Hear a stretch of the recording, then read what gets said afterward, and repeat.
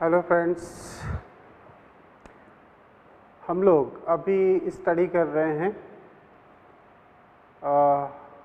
Cell division और ख़ास तौर से पढ़ रहे हैं मियोसिस। मियोसिस में हम लोगों ने अभी 34 लेक्चर कंप्लीट किया है। अब हम 35 लेक्चर में एंटर हो रहे हैं। ये मियोसिस का सबसे इम्पोर्टेंट लेक्चर है क्योंकि इसी के अंतर्गत हम जो मियोसिस फर्स्ट का प्रोफेज है, जिसको कि 5 फेजेज में बांटा गया है, लेप्टोटीन, जाइगोटीन, पैकिटीन, डिप्लोटीन, डाइकाइनेसिस, हम इनकी स्टडी करने जा रहे हैं। तो ये मियोसिस का अहम हिस्सा है, मोस्ट इम्पोर्टेंट पार्ट है। ठीक है, अभी अभी हम लोगों ने यहाँ पर समझा कि मियोसिस फर्स्ट की भी 4 फेजेज होती हैं कैरियोकाइनेसिस वाली, जहाँ पर कि prophase first, metaphase first, anaphase first and telophase first है। ऐसे ही 4 स्टेजेस सेकंड के नाम से मियोसिस सेकंड में। ठीक है, अब हम मियोसिस फर्स्ट को पढ़ने जा रहे हैं। तो मियोसिस फर्स्ट, अर्धसूत्री प्रथम कह सकते हैं। इसे अवनत रिडक्शनल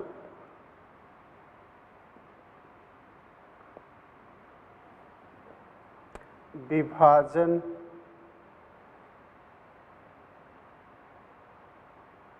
कहा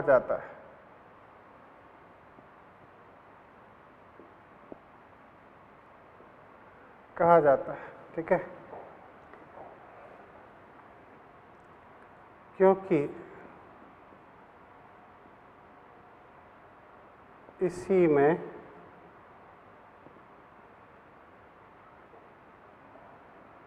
to n cell n cell में बदलती है। ये काम मियोसिस फर्स्ट में ही होता है। यहाँ पर जो एक सेल है वो अपनी 2 सेल में कन्वर्ट होता है, और जो 2 सेल हैं वो कहीं ना कहीं अगुणित फॉर्म में होती है।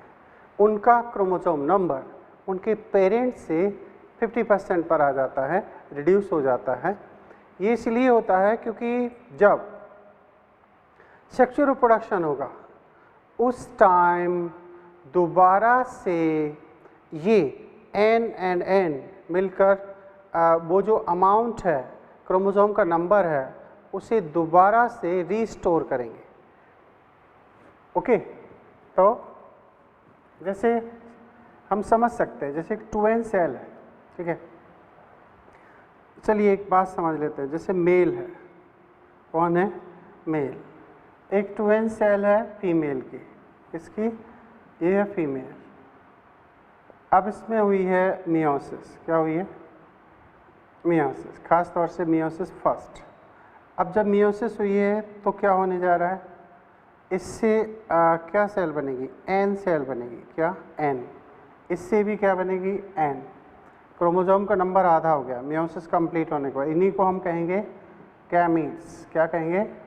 गैमीट्स। हो सकता है कि ये मेल गैमीट हो और ये फीमेल गैमीट हो। इसके बाद में क्या होने जा रहा है? यहाँ पर होगा फर्टिलाइजेशन। क्या होगा? फर्टिलाइजेशन। फर्टिलाइजेशन होगा तो एन और एन आपस में जुड़ के क्या बन जाएंगे? फिर से 2n बन जाएंगे। इसे हम क्या कहेंगे? जायगोट।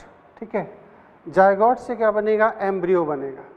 तो यहाँ पर तो हो रहा है रिडक्शन और यहाँ हो रहा है रीस्टोरेज ऑफ क्रोमोसोम।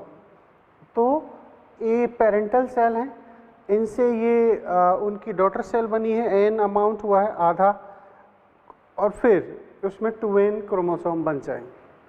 तभी तो पीढ़ी दर पीढ़ी, जैसे इंसानों की ही बात की जाए तो फीमेल के अंदर भी 46 क्रोमोसोम होते हैं और मेल के अंदर भी 46 क्रोमोसोम होते हैं नॉर्मली।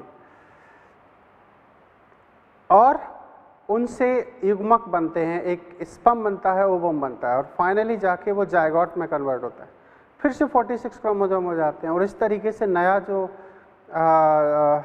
पीढ़ी आती है, नई जनरेशन आती है, नया जो जीव उत्पन्न होता है या नया इंसान उत्पन्न होता है, तो उसमें भी 46 क्रोमोसोम ही होते हैं और इस वजह से ये पेरेंटल कैरेक्टर ऑफ स्प्रिंग में भी जाते रहते हैं और क्रोमोसोम का नंबर भी एज इट इज रीस्टोर होता रहता है। तो ये बात है मेन चीज़ मियोसिस फर्स्ट में। अब हम समझें कि मियोसिस फर्स्ट में क्या होता है। तो मियोसिस फर्स्ट में, मियोसिस फर्स्ट, इसमें ये फेजेस हैं। कौन? एक तो है prophase first, metaphase first, anaphase first and telophase, telophase first. ये अब जो प्रोफेज है वो फिर से बटा होता है 5 फेजेज में। कौन कौन सी? एक है लेप्टोटीन। कौन है? लेप्टोटीन। इसे हम लेप्टोनिमा भी कहते हैं। इसमें क्या खास बात है, हम अलग अलग पढ़ेंगे, लेकिन मैं एक एक शब्द तुम्हें बताना चाहता हूँ। स्पष्ट क्रोमैटिन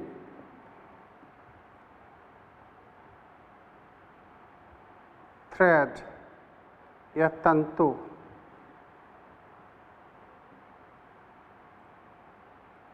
दिखाई देते हैं।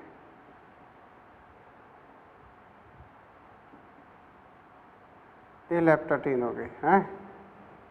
दूसरी होती है जाइगोटीन। जाइगोटीन में क्या हो रहा है? सिनैप्सिस। क्या हो रही है? सिनैप्सिस।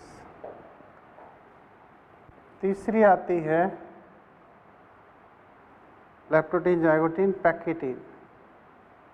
पैक्सीटीन, पैक्सीटीन के लिए याद रखना क्रॉसिंग ओवर। क्या? क्रॉसिंग ओवर मतलब जीन विनिमय,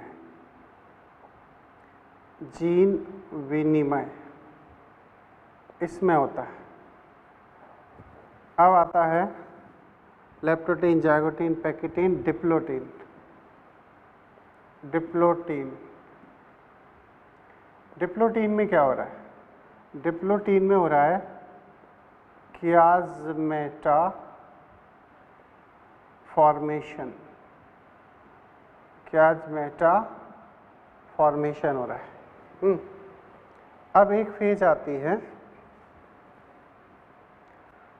कौन सी?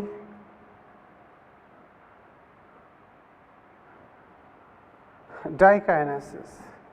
डाइकाइनेसिस। इस फेज में क्या होता है? टर्मिनलाइजेशन। टर्मिनलाइजेशन, ये टर्मिनलाइजेशन की प्रोसेस हमें देखने को मिलेगी। तो एक बार फिर से समझ लेते हैं। लेप्टोटीन में क्या हो रहा है? हमें क्रोमेटिन मदर फादर के स्पष्ट वहाँ पर नज़र दिखाई देंगे। ये जो सेंट्रियोल होता है उसकी ओर ऐसे फोल्ड होने लगते हैं, तो ये बुके शेप या बकेट शेप स्ट्रक्चर का फॉर्मेशन करते हैं। जाइगोटीन में सिनैप्सिस होती है, पैक्सीटीन में क्रॉसिंग ओवर होता है, डिप्लोटीन में कियाज़मेटा फॉर्मेशन होता है और डाइकाइनेसिस में हमें टर्मिनलाइजेशन प्रोसेस देखने को मिलते हैं। अब हम पांचों फेजेस को एक एक करके समझना चाहिए कि इनमें हो क्या रहा है। ठीक है, तो मियोसिस फर्स्ट की अब हम पढ़ने जा रहे हैं प्रोफेज फर्स्ट। प्रोफेज फर्स्ट, तो हेडिंग होगी प्रोफेज फर्स्ट, ये प्रोफेज फर्स्ट। एनसीईआरटी में स्पष्ट रूप से लिखा गया है कि यह है प्रोफेज, ऐसे शब्द लिखा है, इसमें प्रोफेज फर्स्ट लिखा गया है ना सेकंड लिखा गया है। तो ये प्रोफेज है, मतलब किसका है, ये माइटोसिस का है। किसका है, माइटोसिस। तो ये कहा जाता है कि यह प्रोफेज की अपेक्षा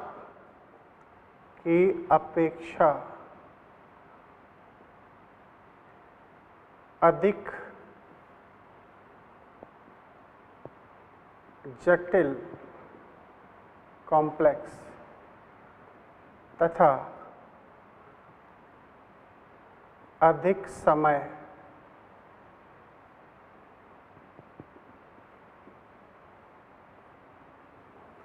प्रयुक्त करता है।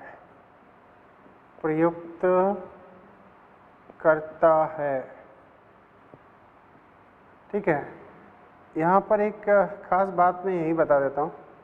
तो सबसे ज़्यादा जो टाइम कंज्यूमिंग होता है वो होता है प्रोफेज फर्स्ट। ठीक है, उससे कम टाइम जो लगता है वो लगता है प्रोफेज में। किसमें, प्रोफेज, ये किसकी हो गई, माइटोसिस की। और उससे कम टाइम पीरियड किस में लगता है, प्रोफेज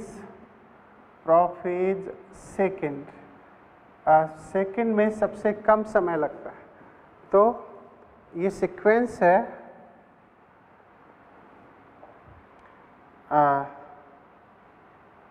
सीक्वेंस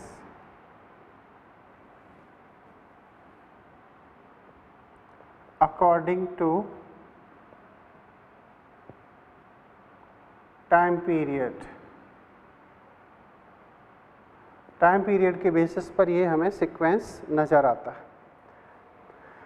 अब मतलब ज़्यादा कॉम्प्लेक्स है, ज़्यादा समय संपन्न करती है और ये प्रमुख अवस्था मानी गई है मियोसिस फर्स्ट की, क्योंकि इसी में सारी मोस्ट इम्पॉर्टेंट इवेंट्स कंप्लीट होती।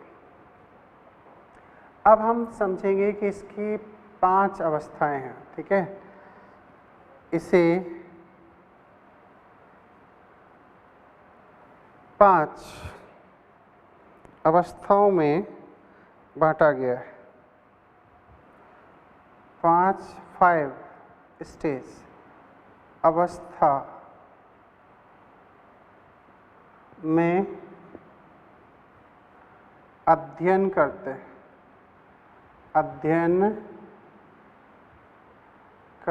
हैं। ठीक है, वो 5 स्टेजेस कौन कौन से, तो सबसे वो हमने आपको वहाँ लिखाई दी है।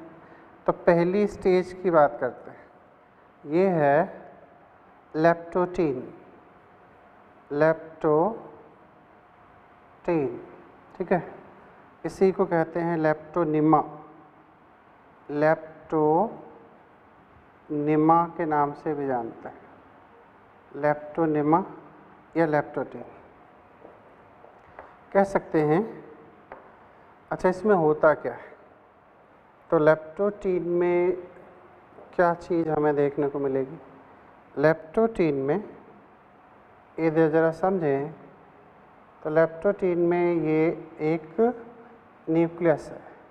अब आप ऐसे समझ लें कि मान के चलो हम अगर प्रोफेज को यहाँ 5 अवस्थाओं में बांटते हैं, जबकि हमने माइटोसिस के दौरान कैसे पढ़ा था, माइटोसिस के दौरान हमने पढ़ा था कि early prophase and let prophase. तो जब मान के चलते हैं कि यहाँ प्रोफेज फर्स्ट ज़्यादा कॉम्प्लेक्स है, ज़्यादा टाइम कंज्यूमिंग है, ये 5 सब फेजेज में बटी हुई है, तो जाहिर सी बात है कि इसमें कुछ स्टेज अर्ली प्रोफेज को शो करेगी और कुछ स्टेज लेट प्रोफेज को शो करेंगी। अर्ली प्रोफेज में हमने क्या देखा था, न्यूक्लियर मेम्ब्रेन प्रेजेंस थी, न्यूक्लियोलस प्रेजेंस था, लेकिन लेट प्रोफेज में क्या हुआ था कि न्यूक्लियोलस न्यूक्लियर मेम्ब्रेन डिसअपीयर हो गए थे, क्रोमेटिन में मैक्सिमम कॉइलिंग एंड कंडेंसेशन हो गया था। लेट प्रोफेज तक बाकायदा क्रोमोसोम का फॉर्मेशन लगभग कंप्लीट हो जाता है, लेकिन ये सुविकसित रूप में हमें मेटाफेज में दिखाई देते हैं। तो ये अभी अर्ली प्रोफेज की स्टेज मानी जा सकती है। अब यहाँ क्या हो रहा है तो समझें, यहाँ हम एक ब्लैक एंड रेड को लेंगे।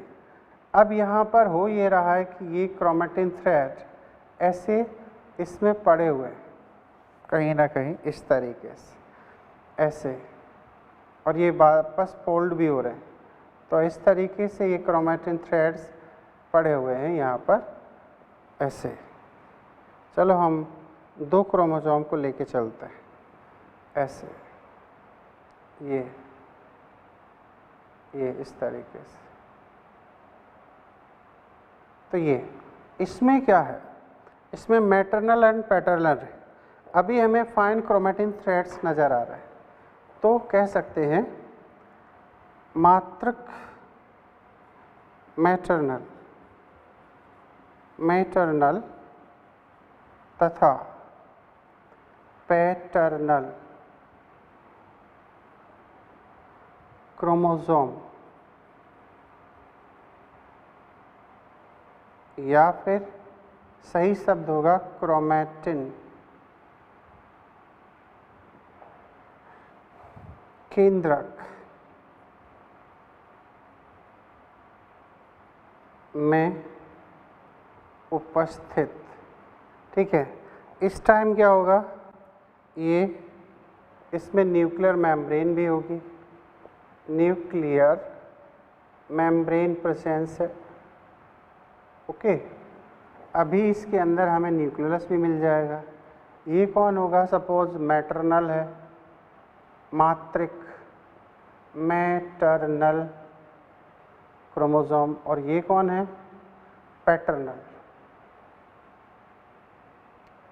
Paternal chromosome. ठीक है, क्रोमोसोम। एक बात याद रखना, हमारे अंदर हर एक जो सेल होती है, चाहे वो सोमेटिक सेल हो चाहे रिप्रोडक्टिव सेल हो, उन दोनों ही टाइप की सेल में मदर और फादर दोनों के क्रोमोसोम इक्वल अमाउंट में प्रेजेंस होते हैं। तो इसीलिए जो गैमीट बनाने वाली पेरेंटल सेल है, जनक कोशिका है, उसमें दोनों के chromosome 23 from father and 23 from mother. तो हम उन सबको तो नहीं ले रहे, हम यहाँ 2 पेयर ले रहे हैं, मदर फादर, क्योंकि डायग्राम फिर बनाना पॉसिबल नहीं होता है। अब ये जो हम देख रहे हैं ये न्यूक्लियोलस है, कौन है, न्यूक्लियोलस। तो ये कहीं ना कहीं है लैप्टोटीन। ओके, और इसी दौरान अब चूँकि ये प्रोफेज है तो ये सेंट्रियोल भी होगा। क्या होगा, सेंट्रियोल, ये सेंट्रियोल है। तो सेंट्रियोल पोल्स की ओर मूव करेंगे और मदर फादर के क्रोमोसोम इस तरीके से अरेंज्ड होंगे। अब हम नेक्स्ट फेज में चलते हैं, लेप्टोटीन के बाद में ज़ाइगोटीन, लेप्टोटीन देन ज़ाइगोटीन।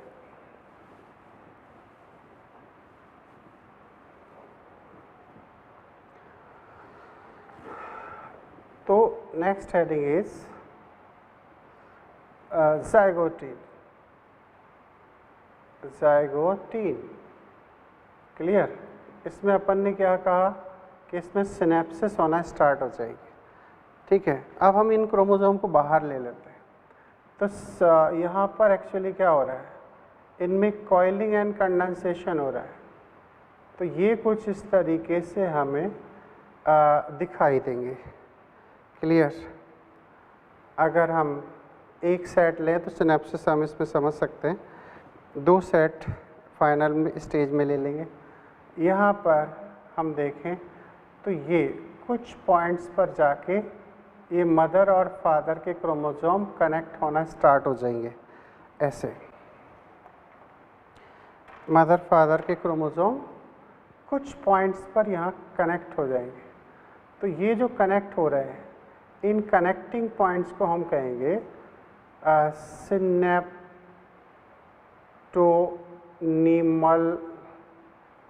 कॉम्प्लेक्स। ये सिनेप्टोनिमल कॉम्प्लेक्स, यहाँ पर मैटरनल और पैटर्नल आपस में कनेक्ट हो रहे हैं। ये है मैटरनल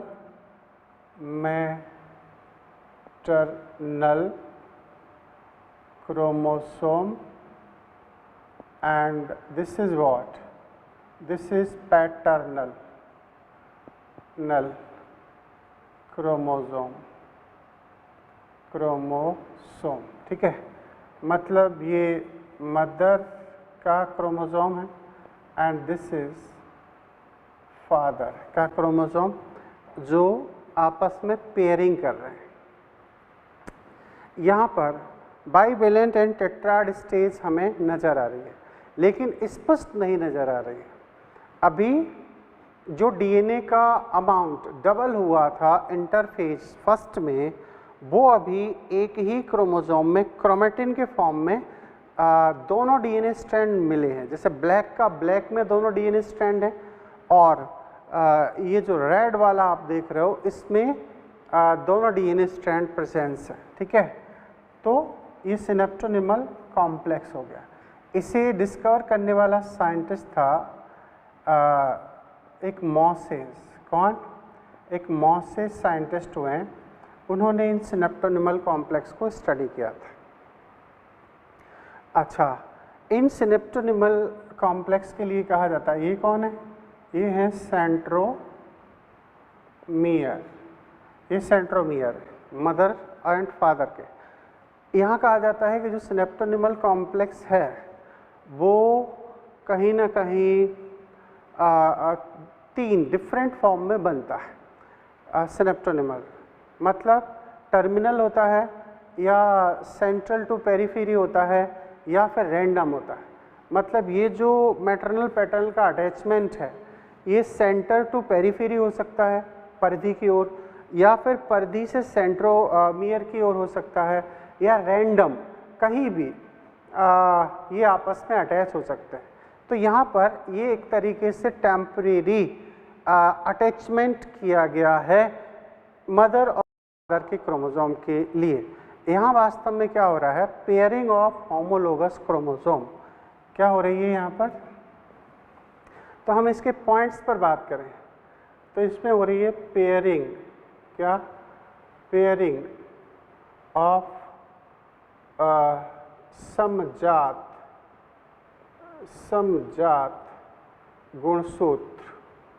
गुणसूत्र पेयरिंग ऑफ होमोलोगस क्रोमोसोम। क्या? Homologous chromosome. होमोलोगस क्रोमोसोम में यहाँ पर हमें पेयरिंग होना हुआ देख रहे। यहाँ बड़ी खास बात है, सोचो जैसे जो जीन, जो लक्षण मदर के फर्स्ट क्रोमोसोम पर हैं, वही लक्षण फादर के फर्स्ट क्रोमोसोम पर ही होंगे। स्किन का कलर है ना, तो सेम क्रोमोसोम पर होगा। हेयर का कलर है, सेम क्रोमोसोम पर होगा। तो यहाँ क्या होता है कि अब जब मियोसिस होने वाली होती है तो फर्स्ट मदर का क्रोमोसोम फर्स्ट फादर के क्रोमोसोम से जुड़ता है। तो फर्स्ट से, सेकंड से, थर्ड से, इस तरीके से यहाँ पर आपस में पेयरिंग होना स्टार्ट हो जाती है। तभी सेम कैरेक्टर क्रॉसिंग ओवर के जरिए नेक्स्ट जनरेशन में पास आउट होते हैं। तो पेयरिंग क्यों की जा रही है? सेम क्रोमोसोम को आपस में जोड़ने के लिए, जिससे कि कहीं ना कहीं उनमें क्रॉसिंग ओवर हो, जिससे कि कैरेक्टर पास आउट हो। यानी क्रॉसिंग ओवर लिंकेज के लिए प्रोसेस ज़रूरी है। तो ये चीज़ हो गई। इसमें हमें क्या दिखाई देता है? इसमें बाइवेलेंट टेट्राड, क्या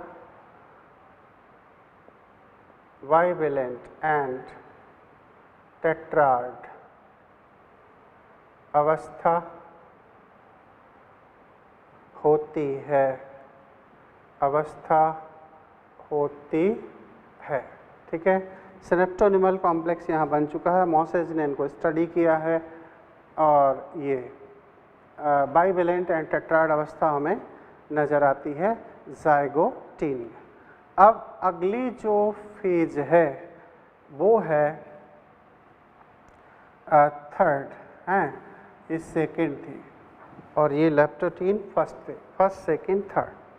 अब जो स्टेज आ रही है वो है इसके बाद में पैकेटीन, क्या पैकेटीन, ये यहाँ सबसे ज़्यादा इम्पोर्टेंट मानी जाती है पैकेटीन को। इसे हम पैकीनीमा भी कहते हैं, क्या पैकीनीमा, पैकीनीमा। ठीक है, अच्छा, इसके लिए कहा जाता है कि ये अवस्था पहले इससे पहले आने वाली दो अवस्थाओं से ज़्यादा जटिल है और ज़्यादा समय इसमें लगता है, मोर टाइम कंज्यूमिंग।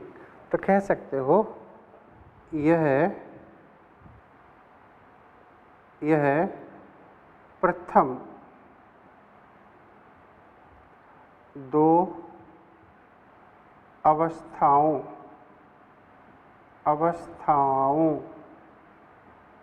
से अधिक जटिल होती है, अधिक जटिल होती है। ठीक है, मोर कॉम्प्लेक्स। अच्छा, इसमें हो क्या रहा है? अब इसमें बड़ी इंटरेस्टिंग स्टोरी बन रही है। इसमें अब ये क्रोमोसोम कुछ इस तरीके से आपको नजर आएंगे, कुछ ऐसे।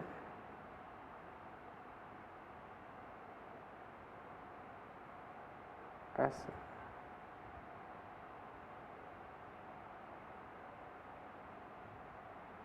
Like this.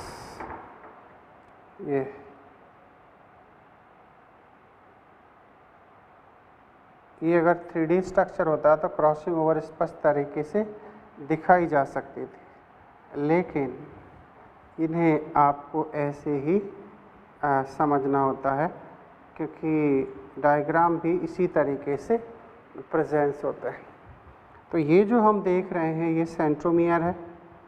अच्छा, इसमें देखा जाए तो एक डीएनए अब यहाँ आ चुका है ऐसे, और एक डीएनए इसका इसमें है। ठीक है, ऐसे, और इसका भी डीएनए इधर है, एक डीएनए इधर, एक डीएनए इधर। अब हम क्या देख रहे हैं, ये जो स्ट्रक्चर है इन्हें तो हम कहेंगे सिस्टर। ये जो ब्लैक ब्लैक है इनमें कभी भी क्रॉसिंग ओवर नहीं होती, तो ये कहलाते हैं sister, sister homologous chromatid, chromatid या क्रोमोसोम। सिस्टर होमोलोगस क्रोमैटिड है, black black, red red.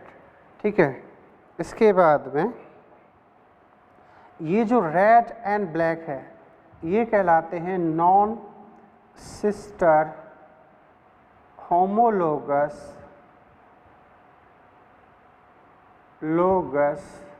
Chromatid, chromatid. ये इन्हीं के बीच में होता है क्रॉसिंग ओवर। क्या होता है? क्रॉसिंग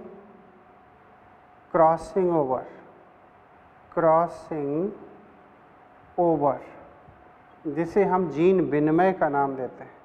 यह हो गया क्या इसमें? जीन विनिमय, क्रॉसिंग ओवर या जीन विनिमय के प्रोसेस हमें देखने को इनमें मिलेगी। किन के बीच में? नॉन सिस्टर, यानी कि black and red. Black red का मतलब क्या हुआ? मदर एंड फादर, इनके जो क्रोमोसोम हैं वो आपस में जीन विनिमय करेंगे, तभी तो दोनों के कैरेक्टर एक दूसरे पर एक्सचेंज होंगे, पास आउट होंगे। अब यहाँ एक बात कही जाती है कि ये इसके सेंट्रोमियर्स हैं, ठीक है, ये इसका सेंट्रोमियर है। और दूसरी इंटरेस्टिंग स्टोरी ये है कि अब हमें स्पष्ट बाइवेलेंट टेट्राड अवस्था दिखाई देती है, तो हम कह सकते हैं कि इसमें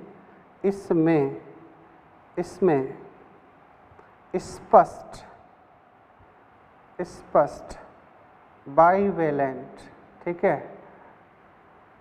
एंड टेट्राड अवस्था दिखती है, ठीक है। हमें बाइवेलेंट स्टेज भी स्पष्ट दिखाई दे रही है, प्लस हमें यहाँ पर टेट्राड स्टेज भी क्लियर कट स्पष्ट रूप से दिखाई देती है, ये ऐसा एनसीईआरटी में लिखा हुआ है, ठीक है। अच्छा, इसमें एक और बड़ी ख़ास बात है जो हमें समझना चाहिए यहाँ पर। अभी जो सिनेप्टोनिमल कॉम्प्लेक्स थे वो यहाँ पर जुड़े हुए हैं, ये सिनेप्टोनिमल कॉम्प्लेक्स अभी ब्रेक नहीं हुआ है, ये इस तरीके से अभी अटैच्ड हैं, ठीक है। तो हम इसे नाम दे सकते हैं, ये दिस इज सिनेप्टोनिमल कॉम्प्लेक्स हैं, सिनेप्टोनिमल कॉम्प्लेक्स अभी अटैच्ड हैं, अभी मौजूद हैं, अभी ये कहीं डिज़ोल्व नहीं हुए। क्यों? क्योंकि एनसीईआरटी में क्लियर कट लिखा है। इसके आगे की जो फेज़ है, जो डिप्लोटीन है, वहाँ कहा गया है कि diplotene stage initiate by the dissolution of synaptonemal complex. Synaptonemal complex dissolve हो जाते हैं और फिर बाद में ये दोनों नॉन सिस्टर होमोलोगस क्रोमोसोम कियाज़मेटा के द्वारा आपस में जुड़ते हैं। तो आप स्पष्ट रूप से मान लें क्रॉसिंग ओवर की प्रोसेस हमें पैकिटीन में ही दिखाई देगी। फिर से ध्यान दो, मियोसिस में सबसे ज़्यादा क्वेश्चन अगर पूछे जाते हैं तो प्रोफेज फर्स्ट से पूछे जाते हैं, और ये एक एक स्टेप में जो मैं लिख रहा हूँ यहाँ पर, ये सर्वाधिक पूछे जाने वाले शब्द हैं, ठीक है। स्पष्ट रूप से टेट्राड एंड बाइवेलेंट अवस्था हमें इसमें नज़र आती है। नॉन सिस्टर होमोलोगस क्रोमैटिड आपस में जीन विनिमय दर्शाते हैं, तभी हालांकि अगर हम 3D स्ट्रक्चर में दिखाते तो इनकी पोजीशन कुछ इस तरीके से होती है, एक दूसरे पर क्रॉस होते हैं, लेकिन हम ऐसा बोर्ड पर आपको ऐसे ही दिखाते हैं क्योंकि इसका जो आगे का डायग्राम है वो इससे थोड़ा सा अलग है। तो हम कहाँ पहुँच चुके हैं? पैकिटीन स्टेज में। ओके, इसमें एक बात और कही जाती है कि इसमें रिकॉम्बिनेज एंजाइम का उपयोग होता है क्रॉसिंग ओवर के समय, ठीक है। हम उस पॉइंट को यहाँ लिख रहे हैं। तो अगली कहानी ये है, ध्यान से समझना है ये सब चीज़ें। हाँ, कह सकते हैं क्या जीन विनिमय के समय, जीन विनिमय मतलब क्रॉसिंग ओवर के समय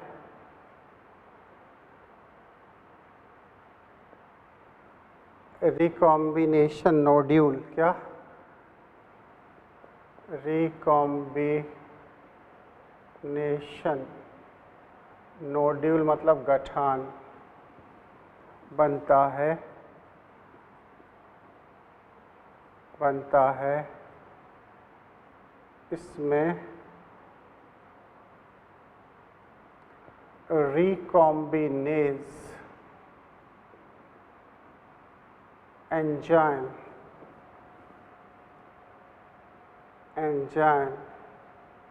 उपयोग होता है। किसका उपयोग होता है?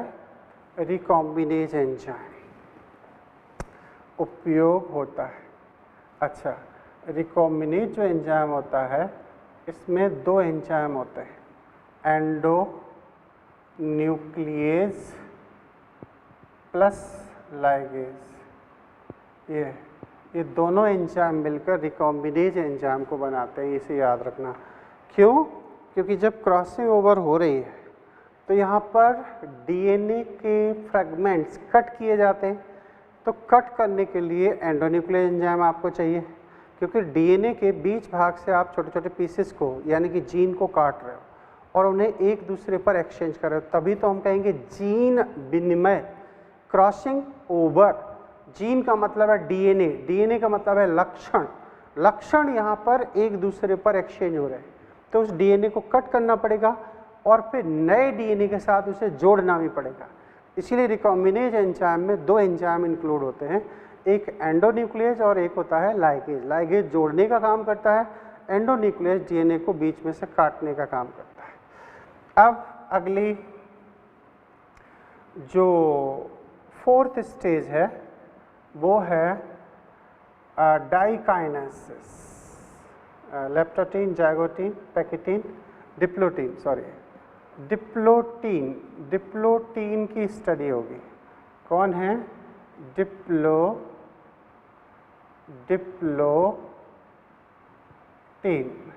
ये स्टेज आएगी। अब इस डिप्लोटीन में क्या हो रहा है?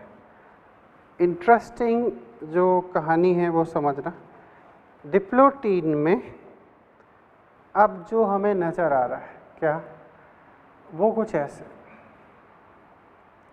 ये जो स्ट्रक्चर है ये ऐसे ऐसे, ठीक है। अब मैटरनल और दूसरा कौन है? पैटर्नल, ये इस तरीके से। ध्यान दो, अभी बोर्ड पर ही देखना, बड़ी इम्पोर्टेंट सेगमेंट है ये। अब यहाँ क्या हो रहा है? ये जो पॉइंट्स आप देख रहे हो जो कि आपस में इनसे क्रॉस हो रहे हैं, ठीक है, ये आपस में क्रॉस हो रहे हैं, तो ये जो क्रॉस वाले पॉइंट है इसे हम नाम देते हैं क्या? इसे कहते हैं क्याज़मेटा। क्या नाम देते हैं? क्याज़मेटा। इनका शेप कैसा होता है?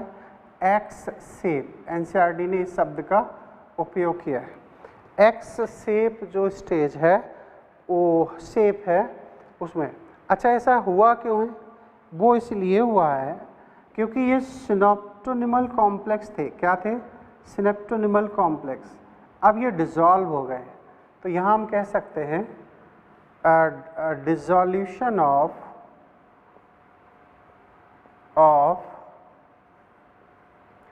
Synaptonemal complex. ये सिनेप्टोनिमल कॉम्प्लेक्स अब यहाँ पर डिसॉल्व हो चुके हैं। अब सोचो, जब सिनेप्टोनिमल कॉम्प्लेक्स यहाँ से डिसॉल्व हो जाएंगे, ठीक है, तो फिर अब ये दोनों जो होमोलोगस क्रोमैटिड हैं इन्हें अटैचमेंट कैसे मिलेगा? तो इन्हें अटैच करने के लिए अब जो पॉइंट हैं वो हैं क्याज़मेटा। क्याज़मेटा पॉइंट पर नॉन सिस्टर होमोलोगस आपस में जुड़े रहते हैं। यहाँ एक इंटरेस्टिंग कहानी ये है कि यहाँ पर रिपल्सन फोर्स लगता है और रिपल्सन फोर्स की वजह से दोनों होमोलोगस क्रोमैटिड एक दूसरे से अलग हो जाते हैं। और एनसीईआरटी ने कह रखा है कि some oocytes are stay up to long time period from months to years, ऐसा एनसीईआरटी ने लिखा है। तो कुछ महीनों और कुछ सालों तक इस अवस्था में ये क्रोमोसोम रह सकते हैं। जैसे ह्यूमन फीमेल के अंदर कहा जाता है कि ये 12 से 15 साल तक इसी स्टेज में ये रह सकती है। ये मियोसिस जो प्रोसेस है वो स्टे कर सकती है, वो रुक सकती है। ऐसा क्यों? क्योंकि अब ये क्याज़मेटा के जरिए आपस में जुड़े रहेंगे, यहाँ से ये एक दूसरे से अलग नहीं होंगे। जीन विनिमय हो चुका है लेकिन ये क्याज़मेटा के फॉर्म में ही लंबे समय तक रह सकते हैं। यहाँ एक और बड़ी इंपॉर्टेंट बात है, याद करो जब मैंने तुम्हें लैम्प ब्रश क्रोमोसोम पढ़ाया था, वहाँ पर भी ये कहा था कि लैम्प ब्रश क्रोमोसोम डिप्लोटीन अवस्था में लंबे समय तक रह सकते हैं। इन चीज़ों को याद रखना, ठीक है। तो इस डिप्लोटीन की खासियत क्या है? तो ये हो गए dissolution of synaptonemal complex number 1, और ये बन गए क्याजमेटा। क्याजमेटा के लिए भी कहा जाता है कि number of chiasmata depends on length of non sister homologous chromatid. जितने ज़्यादा ये इनकी लंबाई होगी, सपोज मैं एक साइड में आपको बता देता हूँ, जैसे ये इस तरीके का है, तो इसमें समझ लें आप कि जितनी ज़्यादा इसकी लेंथ होगी उतनी क्याजमेटा बन जाएंगे, तो ये कहलाएगा क्याजमेटा। ठीक है, तो कह सकते हो इनकी लंबाई क्या, इनकी संख्या किस पर निर्भर करती है? इनकी संख्या क्रोमैटिड की लंबाई पर निर्भर करती है,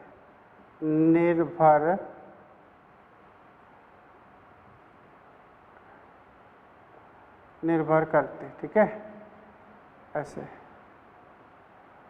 करती है, depends on length of chromatids. ये बात यहाँ हो गई। दूसरा, सिनेप्टोनिमल कॉम्प्लेक्स यहाँ पर डिसॉल्व हो गए। अब यहाँ पर जो खास बात है वो ये है कि इसी अवस्था में कुछ कशेरुकी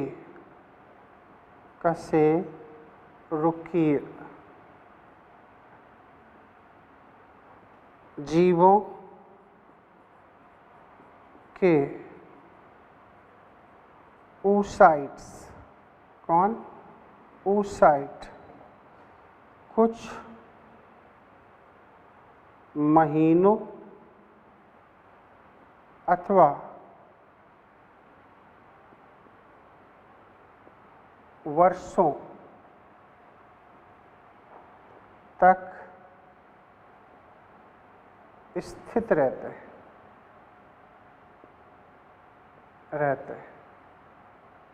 मतलब इसी अवस्था में स्थित रहते हैं, बने रहते हैं। ठीक है, लैम्ब्रस क्रोमोसोम की मैं बात आपसे पहले ही कर चुका हूँ। तो बाइवेलेंट टेट्राड कंडीशन है, सिनेप्टोनिमल कॉम्प्लेक्स डिसॉल्व हो चुके हैं, एक्स शेप की जो संख्या है वो क्याजमेटा है, और क्याजमेटा की संख्या डिपेंड करेगी कि कितना इसकी लेंथ है, लंबाई है उस पर, और ये ओब्वियसली कौन है, इसे हम कहेंगे सेंट्रोमियर। ये इसके सेंट्रोमियर है। टेट्राड बाइवेलेंट कंडीशन आपको नज़र आ रही है, और अल्टीमेटली मैटरनल और पैटर्नल क्रोमोसोम आपस में क्याजमेटा के जरिए अब जुड़े रह गए हैं। अब इनके सिनेप्टोनिमल कॉम्प्लेक्स यहाँ नहीं है। याद रहे, जैसे अपन एक देखते हैं,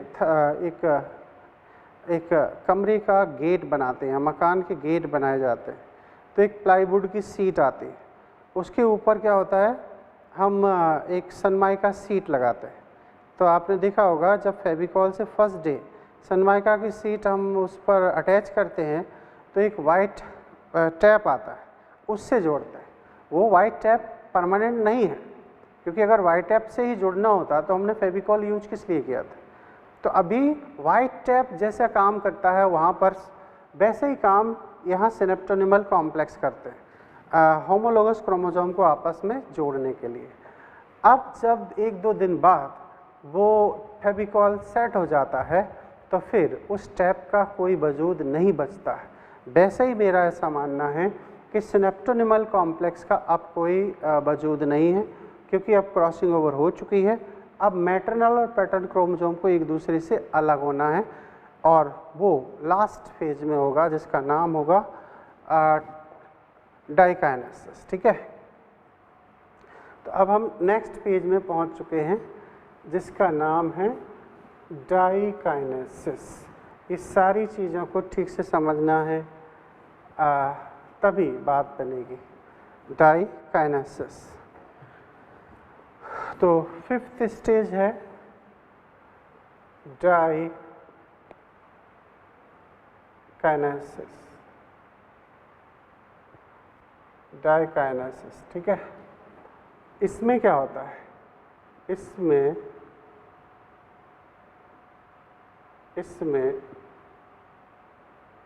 टर्मिनलाइजेशन, क्या टर्मिनलाइजेशन प्रक्रिया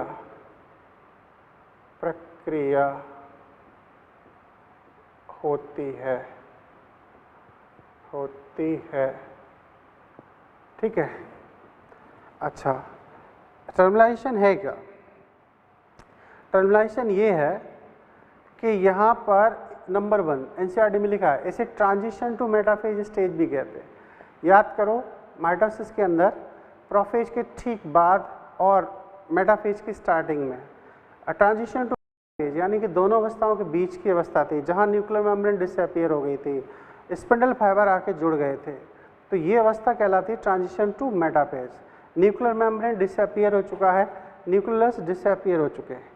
अब क्या होता है कि अब जब स्पिंडल फाइबर आके अटैच हो जाते हैं तो फिर इनमें एक खिंचाव उत्पन्न होता है और फिर जो क्याजमेटा हैं वो अंतिम सिरे की ओर शिफ्ट होना शुरू हो जाते हैं, स्थानांतरित होते हैं।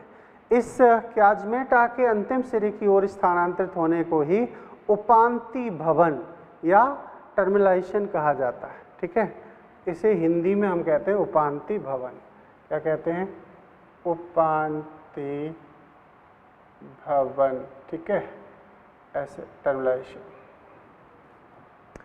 अब इसमें हुआ क्या, तो समझ लेते हैं और लिख लेते हैं।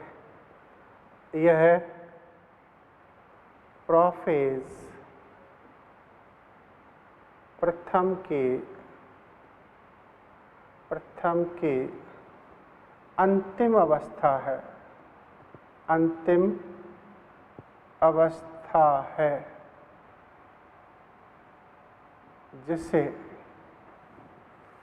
जिसमें न्यूक्लियर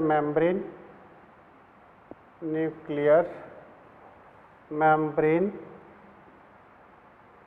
तथा न्यूक्लियस विलुप्त होते हैं या दिखाई नहीं देते,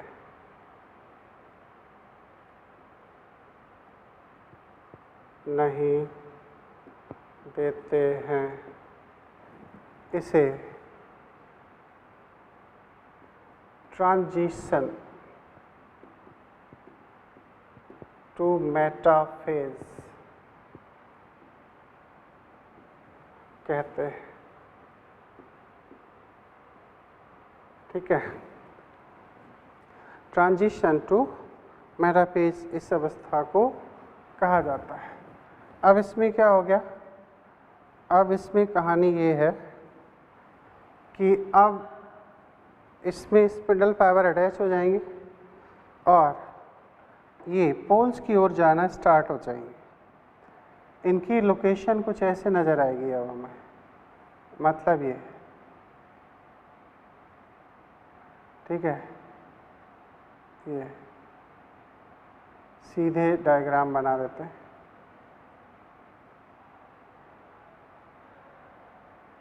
ऐसे, ठीक है। अब इधर क्या है, ये सेंट्रियोल और यहाँ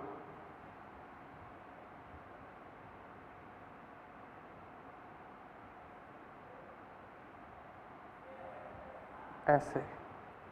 अब यहाँ क्या हो रहा है, आधा हिस्सा इस पर ट्रांसफ़र हो गया और इसका इस पर ट्रांसफ़र हो गया, कुछ इस तरीके से, समझ रहे हैं। तो ये क्या हुए हैं, एक दूसरे पर रिपल्सन फोर्स बनने से ये अलग अलग हो जाते हैं। इसी को हम कहते हैं टर्मिनलाइजेशन, उपांति भवन, ठीक है। तो कह सकते हैं इसमें होमोलोगस क्रोमोसोम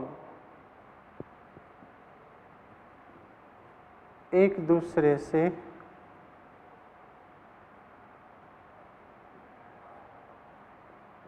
दूर स्थित होने से क्याज़मेटा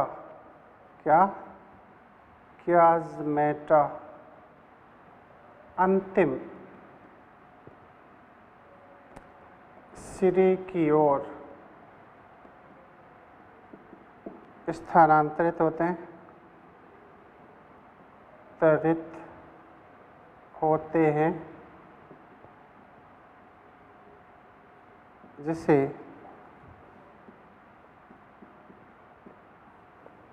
टर्मिनेशन कहा जाता है, टर्मिनेलाइजेशन कहते हैं। तो ये है पांचवी इसकी अवस्था। आप लोग एक एक को अच्छे से बनाएं, चीज़ों को समझें। कई क्वेश्चन हमारे मॉड्यूल में भी हैं और आप इनको अच्छे से पढ़ें, एनसीईआरटी को पढ़ें। हमने वही चीज़ें एक्सप्लेन की हैं जो एनसीईआरटी में एग्जैक्टली एज इट इज़ लिखी गई। क्लियर? तो हम मिलते हैं अगले लेक्चर में। तो एक एक शब्द याद रखना। लेप्टोटीन में क्या हुआ, जाइगोटीन में क्या हुआ, पैकिटीन में क्या हुआ, डिप्लोटीन में क्या हुआ, डाइकाइनेसिस में क्या हुआ। मैंने ये हर एंगल से, हर एक्सिस पर आपको चीज़ों को समझाने की कोशिश की है। अब ये कौन है, एक साइड में जा रहा है, मैटरनल। कौन है? मैटरनल। और ये कौन है? पैटर्नल। ठीक है। डायड कैसा है? डायड क्रोमोसोम है ये, क्रोमोसोम। याद रहे, अभी जो सेंट्रोमियर स्पिंडल फाइबर जुड़ते हैं वो एक्चुअली एक ही साइड के काइनेटोकोर से जुड़ते हैं, है ना। तो इसे हम कह सकते हैं काइनेटोकोर, एक साइड से। और ये होमोलोगस क्रोमोसोम है। क्या है? Homologous chromosome. किस फॉर्म में है? डायड के फॉर्म में। ठीक है, लेकिन ये एक दूसरे से अलग हो रहे हैं। अब हम इसके बाद में आपको मेटाफेज फर्स्ट, एनाफेज और आगे मियोसिस को कंप्लीट करेंगे। फिर हम मियोसिस सेकंड की बात करेंगे। फाइनली ये लेसन कंप्लीट हो जाएंगे, फिर हम क्वेश्चंस अच्छे से स्टडी करेंगे। Okay, thank you.